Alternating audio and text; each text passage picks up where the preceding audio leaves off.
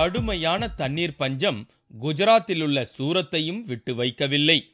நல்ல குடிநீர் பெற 5 கிலோமீட்டர் தூரம் பயணம் செய்ய வேண்டியுள்ளது. அங்குள்ள பலரது இல்லங்களில் மாதம் ஒரு முறைதான் தண்ணீர் கிடைக்கிறது. பல பேருக்கு அது கூட கிடைப்பதில்லை.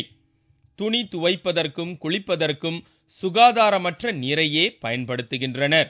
किसी के घर पानी आता है, किसी के घर नहीं आता है.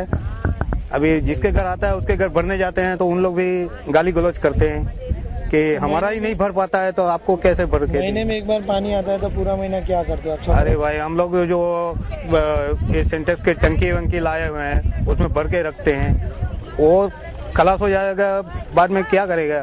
बहुत तकलीफ होता है पानी का. गांव के बाहर कभी पानी लेने जाना पड़ता है? गांव के बाहर भी जाना पड़ता है ना. सर पे मटका लेके औरत लोग जाती है, वो यहाँ से 5 किलोमीटर दूर है, वहाँ से पानी भर के लाती है. பொதுமக்களின் இந்த தண்ணீர் பிரச்சனை குறித்து இங்குள்ள நிர்வாகமும் செவி சாய்ப்பதில்லை. हमारे गांव में कई सालों से पानी की तकलीफ है और पानी हमको 1-1.5 साल के बाद महीने के बाद मिलता है. पानी संग्रह किया करता है और जो तालाब में पानी है वो संग्रह करके हम लोग बढ़ते हैं, उससे कई बीमारी होती है. सरकार में कभी रजूआत की? हाँ की है, लेकिन कोई उसका हल नहीं कर सकता. சுகாதாரமற்ற நீரை பயன்படுத்துவதால் நீர்வழி நோய்கள் இவர்களை தாக்குகின்றன. சுட்டெரிக்கும் வெயில் காலம் வருவது மேலும் இந்த தண்ணீர் பிரச்சனையை பெரிதாக்கி விடும் போலிருக்கிறது.